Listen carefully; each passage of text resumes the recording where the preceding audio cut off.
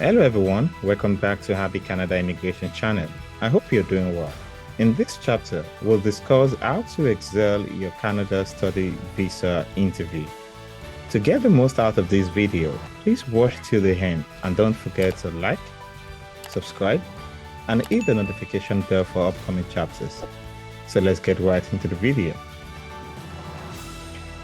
Each year, hundreds of students move to Canada for their higher education. This is because of the high-quality education system here.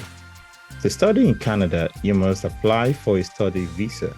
You need to submit a few documents to get your study visa for Canada. After you have submitted your documents, you need to provide your biometrics. Once this is done, you might get a call to attend an interview. This is one of the final steps in the student visa application. Please note that it is not necessary that you will definitely be called for a study visa interview.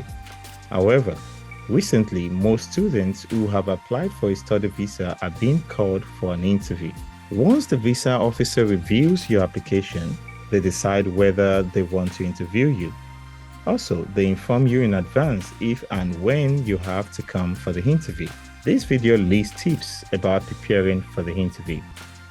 Here are what you should do before the interview. Work on your English. One of the most important tips to excel your interview is to work on your English language skills. A visa officer will assess your language skills during the interview.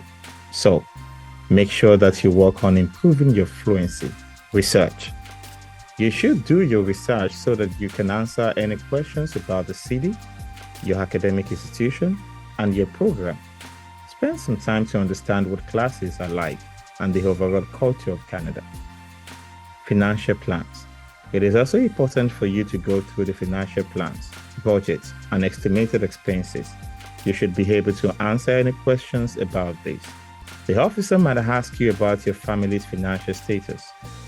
Also, you should know about any financial loans you or your family have taken. Practice. It is rightly said that practice makes perfect. So, make sure to practice enough before the interview. Try answering a few basic questions in front of a mirror. Make sure your body language is good.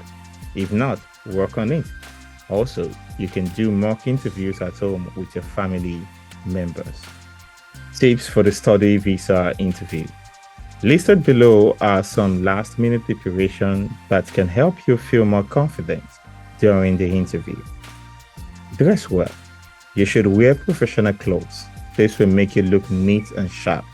Moreover, it will set a good first impression. Punctuality. One of the most important things is to be on time. Going in late for the interview will leave a negative impression. Also, interviewers have limited time, so being late might just rush your interview. Body language. You should walk in with confidence. Greet the officer with a smile. Also, pay attention to everything that a visa officer asks. Provide a clear and concise answer. All of this leaves a good impression. Honesty.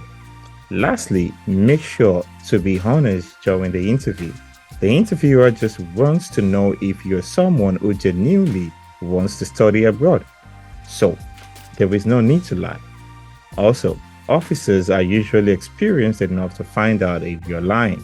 Let's go through some sample questions for study visa interview. Following will be some sample questions and possible answers.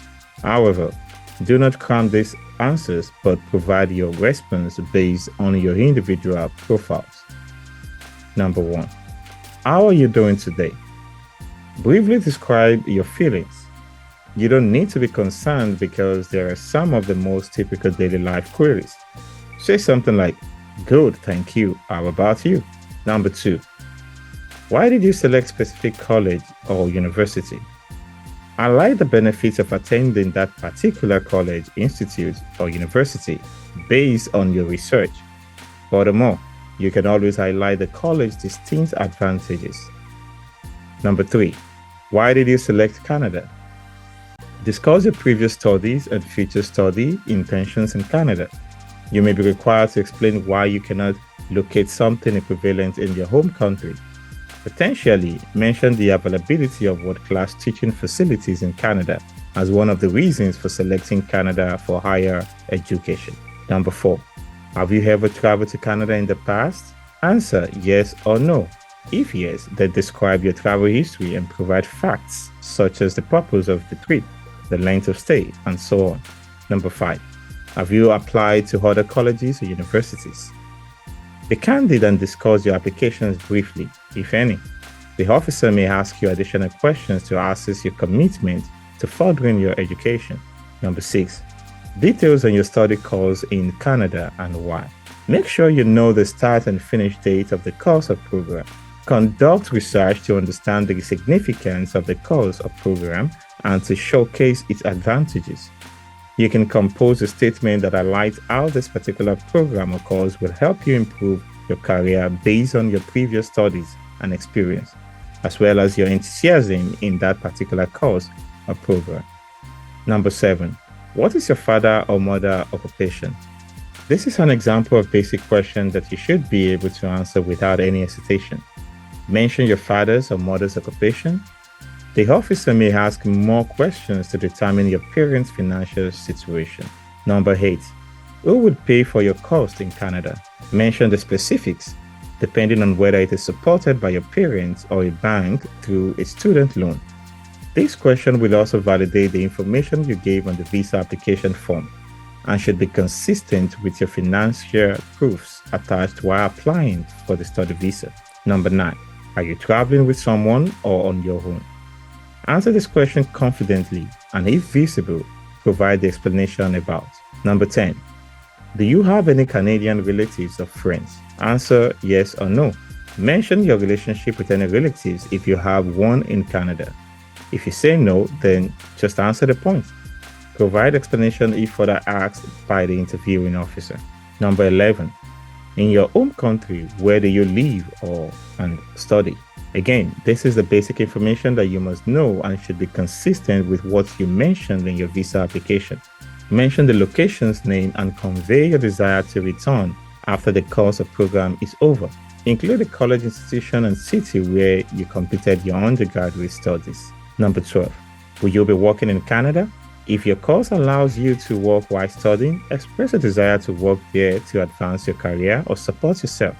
However, if your visa does not allow you to work in Canada, inform the officer that you do not intend to work there and would like to return once the course or program is completed. Number 13, will you return to your home country after completing your studies, and why? All the study visa applicants should be able to convince visa officer or interviewer that they will return to their home country after prescribed tenure of the study in Canada. Mention the reason you choose to study in Canada. Answer why not study it in your country. Provide a concise and honest answer explaining what you intend to do when you return to your native country. Property in your name or in the name of your parents in your native country. This might be land, a home, or a company. Additionally, explaining that your immediate family, wife, or children are in your country. In a nutshell, your answers should be in line with the information mentioned by you or your agent or consultant on the application for the study visa. Any inconsistency may result in visa refusal. That is all for today in this chapter. I'd love to hear your thoughts on these in the comment section below. Stay strong, stay fit, and see you later in the next chapter. Thank you.